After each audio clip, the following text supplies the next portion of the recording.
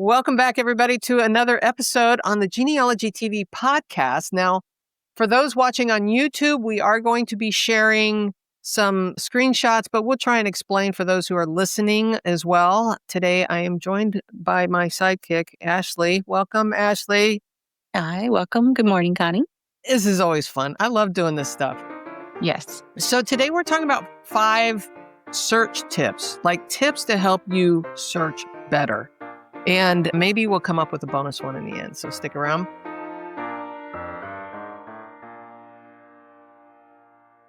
We were talking about this yesterday as to exactly what are the best tips that we could come up with. And I think we can't not talk about, how's that for a double negative? We must talk about the card catalog at Ancestry. So Ashley, tell us what we can do about the card catalog. And before you start, I'm going to share my screen so those who are watching can have an understanding of what it is that we are talking about. Absolutely. So the card catalog is a great resource. I know that typically when a lot of people, myself included, will start your tree, you create your profile and usually you hit that search button.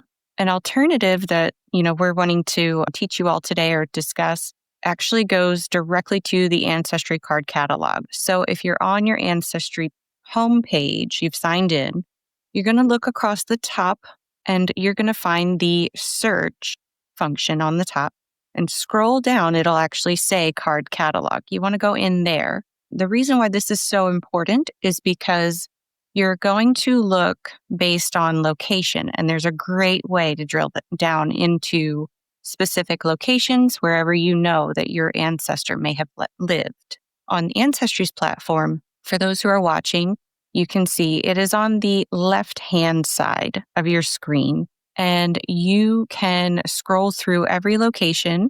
You can go from the state, country, then state, and then drill down into counties and or cities. This will allow you to find out what resources are there that you could also dig into if you've exhausted all the hints and all the searches on your ancestors' profile. I love this because there are things that could be indexed incorrectly. There could be misspellings. There could be things that maybe just for whatever reason, the algorithm on Ancestry did not pull it. And I have personally found quite a few things in there just because you're taking the time to really digest what's available. Yeah, so one of the things that I'm kind of demonstrating as Ashley's talking, but one of the things that people need to be aware of with the card catalog is when you drill down to the county level, a lot of times you may find like one county history book. Yeah. So if you stay at the state level, that will give you all of the items that are like census records and stuff. And if you sort by record count, it brings the biggest record sets to the top. In this case, the U.S., I'm in Florida, so the U.S. city directories is rising to the top and then followed by newspapers.com, which surprises me because I thought maybe the U.S. Census would have been closer to the top, but it looks like they have added a serious amount of records for newspapers, yearbooks, city directories, and so on. Do you have a favorite type of record that you're searching, Miss Ashley? Well, I think, kind of one of the foundational records that we have is got to be the census. That's usually a good place to start. I personally do also love, if they're there, I love the city directories because that can give you, depending on how frequently they're done, that can give you some of that space in between. That here in the US, it's every 10 years. So if you're looking for somebody between the census record years or between the enumeration years, those city directories can be a huge help. Those city directories are usually every 2 years. Mm-hmm. Yeah. And one of the great things about city directories is they can fill in the gaps between census records. So if you got census records every 10 years and those city directories are not always, but a lot of times they're every 2 years, you can sit there and trace where someone's at. And one of the cool things about city directories, a lot of people don't realize this, and this is not always the case. Because a lot of people will go, I've already got a city directory from, I don't know, 1954. I don't need to get 1956 and 1958 and 1960 and all the rest of them. But yes, you do. And the reason why is because if your ancestor moved, a lot of times you will see in the last city directory when you're doing this every 2 year thing, that last city directory, sometimes it will say move to Chicago or move to wherever or came from if it's the first one, right? And so sometimes that helps you trace those migrations. Just a tip about city directories, which is kind of fun. Any more on the card catalog you want to share? Personally, because of my own history, I also love the military records. Those I think are still building and they are pretty robust on Ancestry. I know a lot of other folks have said they've gone to Fold 3.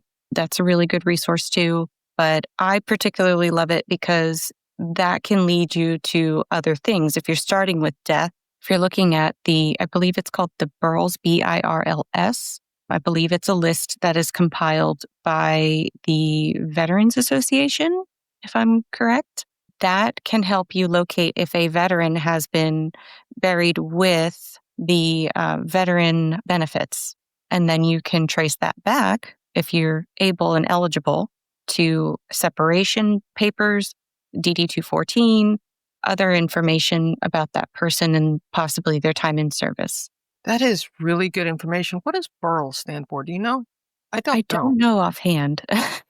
Yeah, I don't know. I'm going to guess it has something to do with burial, maybe. I don't know. In fact, if we drill into it, it might actually explain here at the bottom. So there's a tip for you. Whenever you're looking at a source, go all the way to the bottom before you even start searching and read about here it is, beneficiary identification records locator subsystem. Say that 10 times real fast. So but scroll to the bottom, because if you read about the record set, if you just go to the top, and for those who are just listening, I'm scrolling through the search box on here. If you were to just fill this out with your ancestor's name and hit go, and you come up with nothing, you might be frustrated, but it might be that if you scroll to the bottom, you will read about the record set. So in this case, it says this is about the U.S. Department of Veterans Affairs, Burl's death file, 1850 to 2020. But a lot of times, if you read this information about the record set that you are looking for, you'll see while it says 1850 to 2020, there might be, a decade in the middle there that is missing. And you won't know that based on the title of the record set. I don't think there's anything missing in this particular record set. But let's say, for example, that 1865 through 1875 is missing from this record set. You're not going to see it in the title. It's still going to say 1850 to 2020 at the top. Right. And so just be mindful of that when you are doing your search. So very cool. All right. So let's talk about the Research Wiki. Yeah, the Research Wiki is on Family Search, which Connie is pulling up for those who are watching. But it's a great resource. Family Search is a free website too, so that's an added benefit. You just create an account if you don't have one, and you can search basically everything on their website. The Research Wiki is a great place to look to. So where are we going to find the Research Wiki? And we're going to drop down to Research Wiki? Yes. And so anytime you're trying to find a record, you have no idea where to look. This is the best place to go. How do you use this, Ashley? This is another way that you can drill into locations. So, again, you've exhausted all the hints. You've exhausted, searching by name or certain spellings. This is a great way to do the location search. Yeah. So when you're here at the Research Wiki, in this case, I drilled into the state of Nevada, and right at the top, it gives you some really great information. First of all, there's a button that says, online records, which everybody probably, I bet you if I were to look at the SEO or whatever, the back end analytics of this website, that's probably one of the top buttons that gets pushed. But one of the things a lot of people don't realize is this map is interactive. You can actually click into the counties on this map, or you can scroll down and click on the different counties and go down to the county level to find out what is there. What a lot of people forget to do, and this is because everybody reads a website from left to right, as we normally would read a book left to right. But a lot of people skip over this whole section on the right-hand side where it says record type. So let's pretend for a moment that you're looking for a newspaper in a specific place at a specific time. This is a great place to go, because then you can go, okay, I'm looking for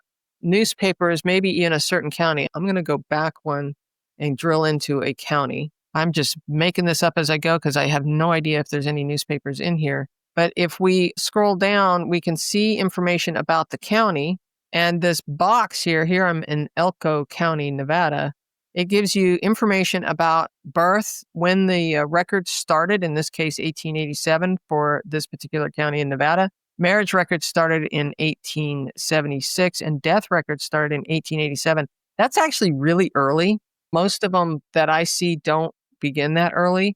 We also have court and land records, probate records, and census records. This stuff, I want to think some of this information is new, and it might be because of that full text search that they've got going on, which we'll talk about a little bit later. So I'm going back to the state level just so I can drill into the newspaper section, because if we were looking for those newspapers and we wanted to find out what newspapers were available and where are they, because all of these different newspaper repositories do not have the same newspapers. Newspapers.com versus newspaperarchives.com versus Genealogy Bank versus Old News over there at MyHeritage, Chronicling America, which is a free site. It's a government website. All of them have different newspapers. I don't see them overlapping very often. So sometimes you need to drill in and find out exactly what, and you may not even be able to see that for those who are watching on TV or on their computer screens, but I'm zoomed in here a little bit so you can see it. You can drill into each one of these, and because it's the Family Search Research Wiki, they are kind enough to give us links to not only their own platform, but other platforms as well. For example, here you see Ancestry, and it's got a $ link because it's newspapers.com, which is behind the paywall. But you can at least see where these newspapers are located for this particular state or location. Sometimes if you drill in all the way to the county level, you can see 2 or 3 different newspaper locations. So it just kind of depends on what you're looking for.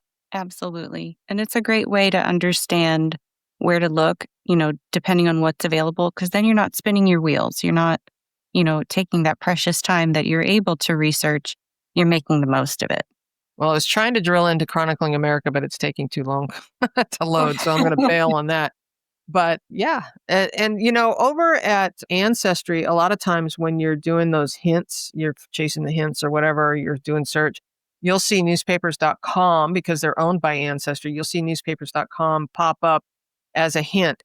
And a lot of times, just to kind of go back to the search section that we were talking about earlier, a lot of times when you're doing search, Ancestry has the index, but Family Search often has the records. So just keep that in mind. So wherever there's an index, there is a record to be found 95% of the time, unless the originals were destroyed for some reason. But anyway, kind of fun, eh? Yes. And I always hear in my head, seek the original, seek the original. Right? It's because Yes. Tony's beating it in your head all the time. Yes. Let's talk about full text search. That's a great feature. It's fairly new, right? Yeah, and it's actually been moved now. So it's not under beta. It used to be down here, and it still is. You can still, so I'm on the homepage at familysearch.org, and down on the right-hand side, you can see view experiments, but it has now also been moved under the search button at the top, the search menu, and then it goes records. And guess what? Number 2 is full text search, which is just the most amazing thing since sliced bread for genealogists. I think it is the biggest innovation in the last decade for genealogy. And for those who have no idea what I'm talking about, it's basically Family Search is now adding records and able to read handwriting. Can it read the very old Gaelic or, kind of like foreign old English handwriting? I don't know because I haven't experimented with that, but it is certainly reading a lot of the wills, the court records, those old handwritten documents. And most of it is land, wills, and court records, but they're adding more every day. And they don't even show you, they used to give us it says browse this collection, but they used to give us a list down here at the bottom of what they had. They don't do that anymore because they're adding so much so fast. I think the gears are grinding over there in the computer systems because they're adding millions of records every day. And it's just amazing. So just because if you go and do a search one day doesn't mean that you won't find it the next day because new records have been added. So keep checking back on your brick wall situations to try and find this. So there's some tricks right here on the front page. So for those of you who don't know or listening, on Family Search, you go to the search tab, you drop down to full text search, and then scroll down just a little bit. And it says advanced search tips. And this gives you everything you need to know about how to search on this. And it's very simple. It's not a lot of stuff to read. But basically what it's telling you is if you're looking for Henry Jones, put him in quotes. Don't just type Henry Jones because you're going to get every Henry and every Jones. It could be, John Jones, and you're going to get that in your search results. But if you put quotes around it, it's going to give you exactly Henry Jones. Well, if your ancestor is also known as Henry W. Jones, then you might want to try a couple different types of search in quotes. Sometimes you can just search the location and the last name and find people as well. There's also a plus symbol that you can put in front of. So if you have Henry, in this example that I'm showing from their advanced search tips, it says Henry Jones in quotes. And then what you could do is add a plus, no space, and the wife's name. And that way you'll get, if there's something like a land record that names both of them, and a lot of times in these old records, it might say something like Henry Jones and his wife, Judith. Then you would want to, it may not name her last name, even though she's married at the time. It's not going to necessarily put her maiden name in there. So just be mindful of that. And then you can also do a minus. So if there is a Henry Jones in the search results and you're going, look, I know this is not my guy. They keep naming this other guy, John, his brother or whatever. And you don't want to see John because there is no John in Henry Jones, your ancestor's last family. Then put a minus in front of it and it will subtract anyone with the name John in the search results. And so you can also use different symbols like a question mark to replace a single character. That would be like in this example that we're showing on the screen, Jensen versus Johnson, or Jensen versus, like SEN versus SON. So if it's spelled different ways as it is in my family, then that is a very helpful tip because it'll give you all variations of SEN or SON, which is helpful. And then they also show you the asterisk as another search. That's a wildcard that will replace a lot of characters. They have examples here with car, cars, carriage, carpenter, etc. If you type CAR in the asterisk, it will replace all extra characters at the end, and you will get a variety of things in case there's some different spellings. So when you get in here and you start a search, once you search the first time, I'll just go in here. I'm making this up. John Jones. Let's go Johnson. And then let's go, I don't know. Let's go, trying to think of it. Let's go New York City. Come on, type New York City. Yeah. And then we'll do that. And I don't know, we'll go 1850 to 1900. What I've noticed recently about this feature that I think, correct me if I'm wrong, if it's different from when it was in beta, but I looked at the bottom of that, and now that it's been moved over, when you're searching, they actually put in the image group. This is just an example. Okay. The grayed out numbers here. So if you actually did have an image group number, you could put it in there. And where do you get that image group number, you ask? Good question, Ashley. I'm so glad you asked.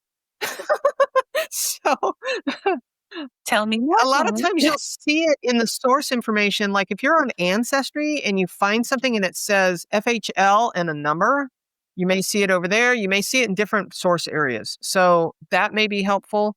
There's other places that you can actually find that I think you can search that number, that FHL number that you see easier.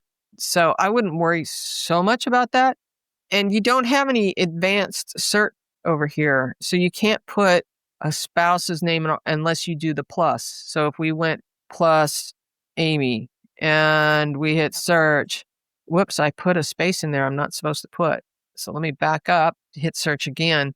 Now it's going to give me all the John Johnsons, and I didn't put quotes around it, by the way. So now if you notice, the search results are Mr. John Drew and with Amy. So if we put quotes around that, I have no idea if we'll get any results because I don't even know if there are such people in New York City during this 50-year time span. But sure enough, I found a John Johnson And there's a person named Amy, or at least part of the lettering Amy, in some of these results.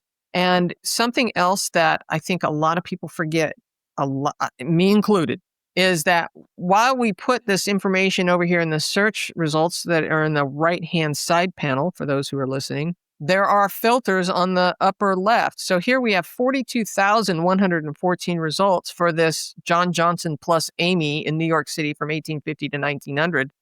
Holy cow, that's a lot of search results. So what we can do is then we can filter it down by collection. We can filter it by year, place, or record type. So if we click on record type, maybe we're looking for specifically those newspapers that we were looking for before. I can click on periodicals and newspapers, and now I'm down to 3,323 results.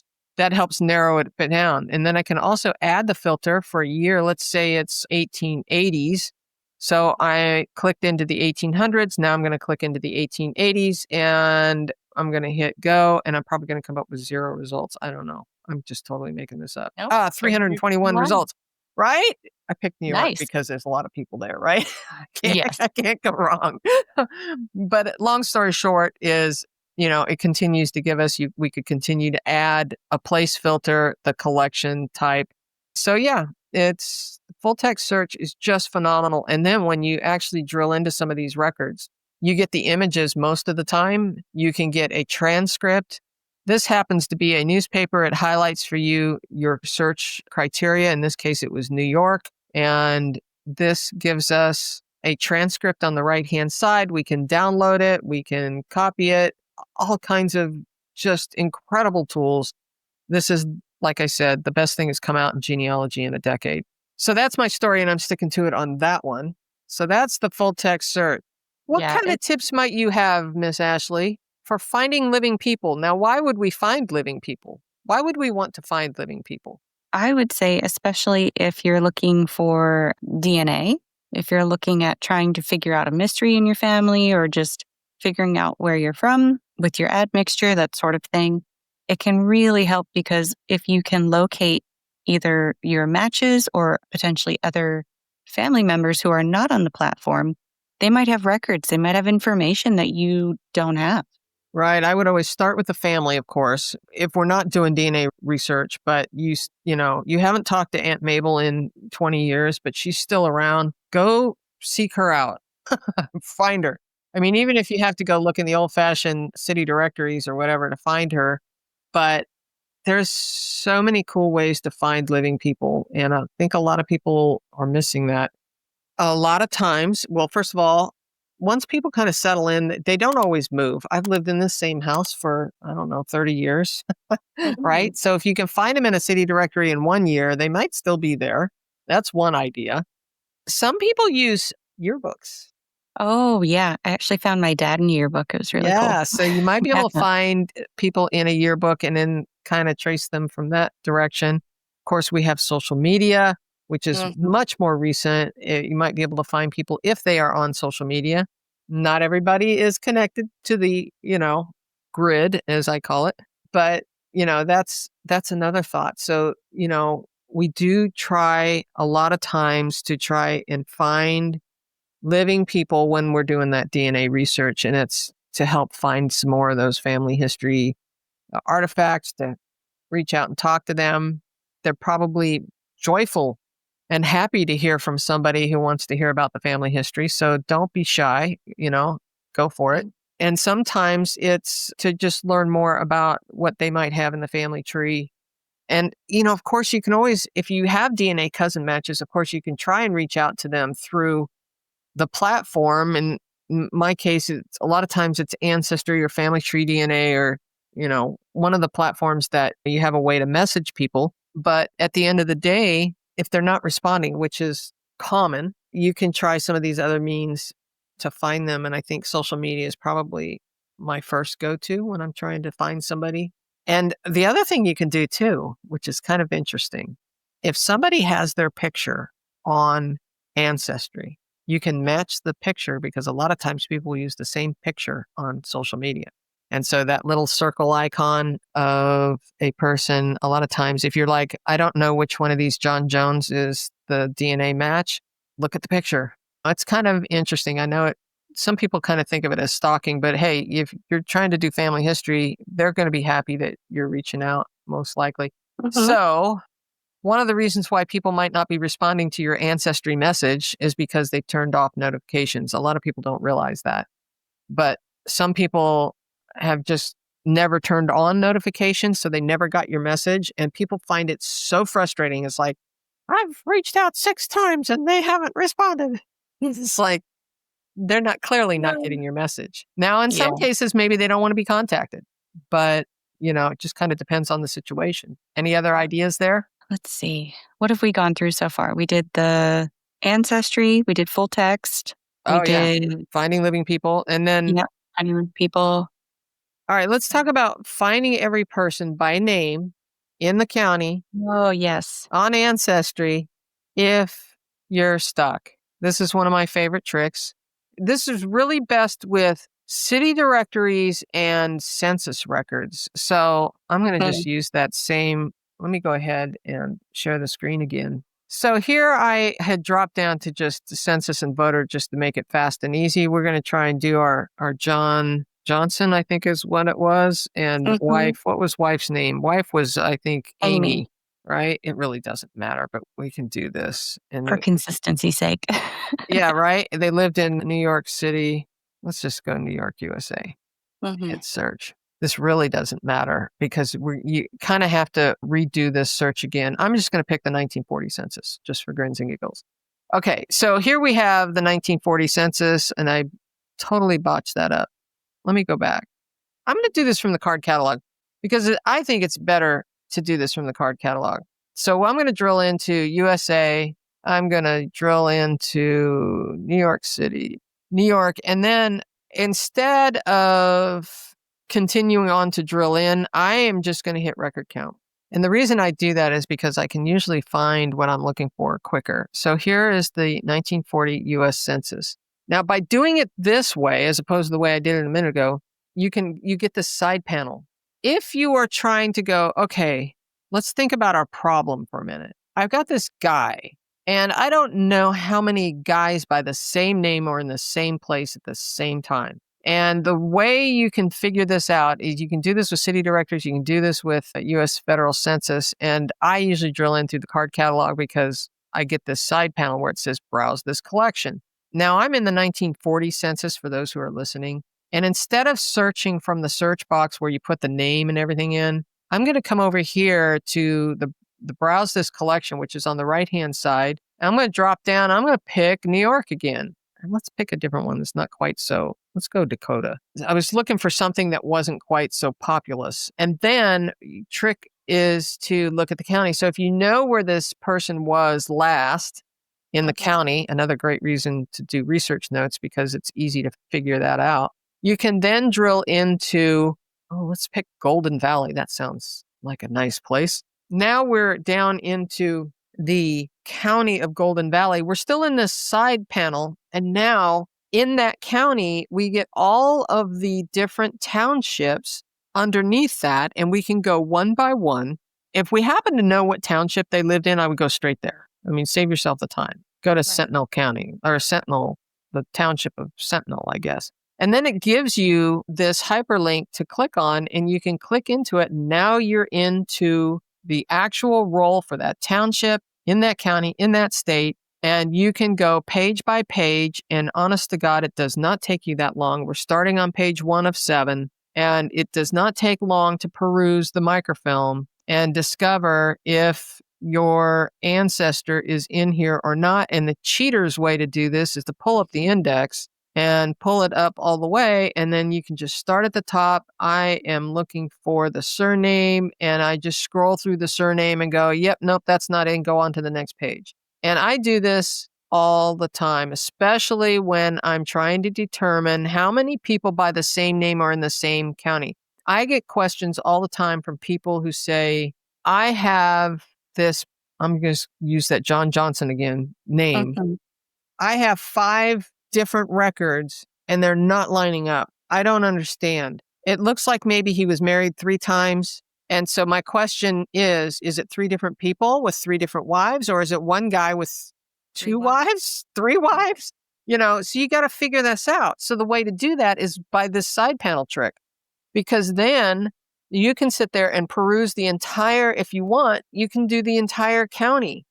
So then when up here at the top, and I know for those who are listening probably can't see this, but you can, at the top, I'm looking at an image of the census. I've closed out the index down below, but you can come up to the top where I had clicked on Golden Valley County. I can click on that and it gives me a drop down menu of all the counties in my little cert, and I can move to the next one. So if I just want to start at the top county, which is Adams County in this case, North Dakota, I can click over to Adams County and then I can select the township and so on. You could actually do this for the entire state if you wanted to. It'd be kind of crazy, but this is how I do it by county. And so then I would go through every little township in that county and go, okay, I found 2 John Johnsons. One was this age, the other was this age. Make notes of it, who they're married, all that information. And now you know, because you looked at every name in that county for that, in this case, 1840 census, you know there's 2 guys by the same name. You know who their wives are, you know who their family members are, or whatever their ages are at that time. And it is just a phenomenal trick to determine how many people are in that county at that time with that name. And this is also the basis of another skill you teach, which is extracting. Yeah, you could extract it. Putting it into Excel. Yes. So while you're in there and you've got that index open, you might as well, if you want to know everybody by that surname and or maybe the wife's maiden surname, right?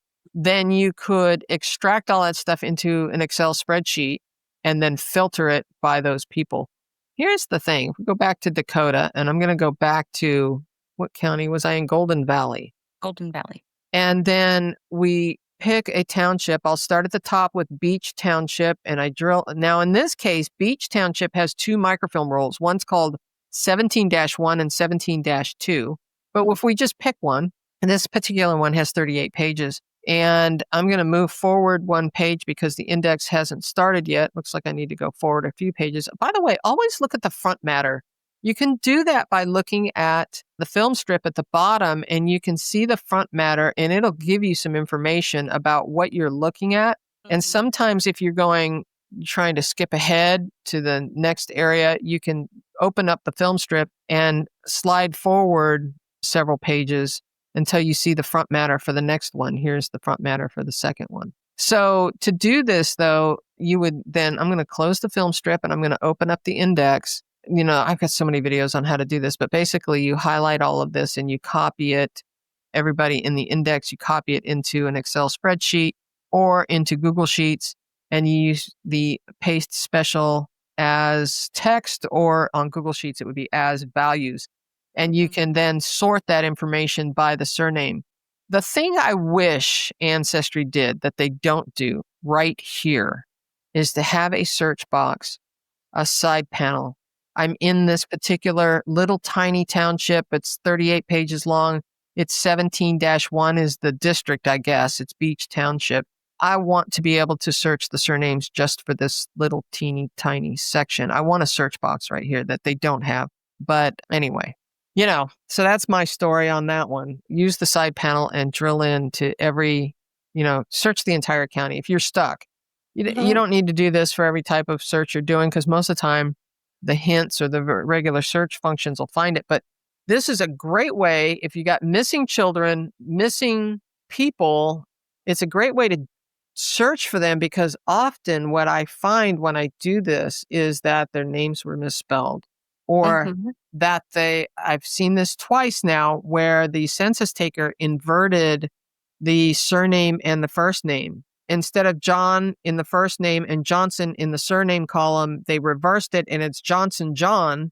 And so whoever indexed it got it backwards. And so it's in the wrong, it may not have been the census taker, it might have been the indexer who got it wrong. I've seen it both ways. I've actually seen where the census taker got it backwards and I've seen it where the indexer got it backwards. And you got to remember some of these census records, the more recent ones are being cataloged now by machine.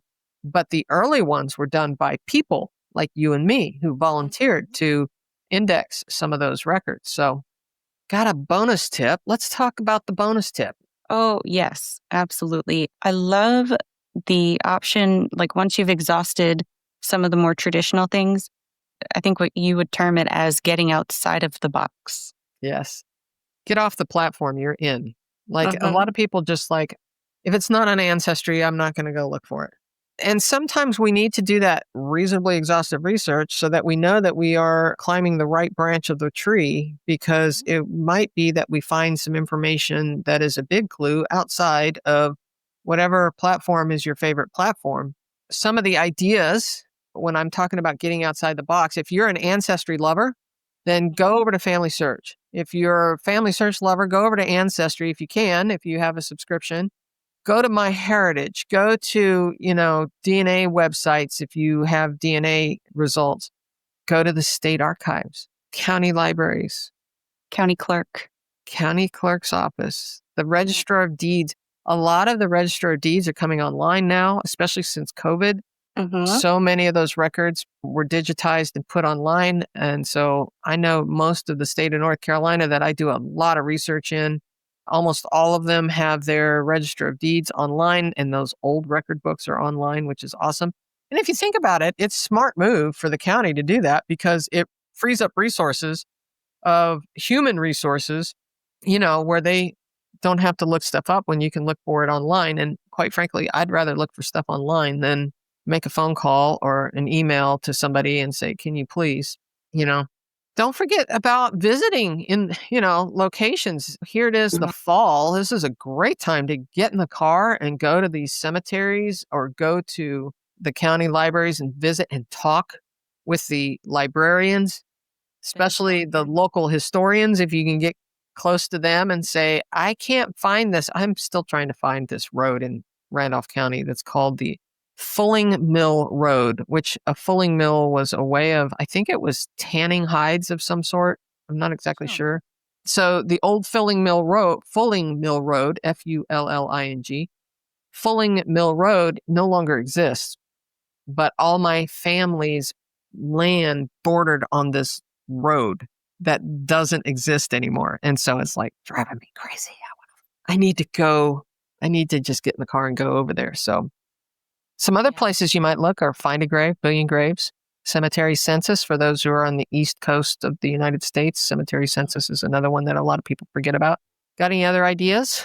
I love, of course, it's part of like either going in person if you can, but if you look, some universities, some of the major Mm, universities, they'll have either special collections, sometimes they're digital, so it's worth, checking out.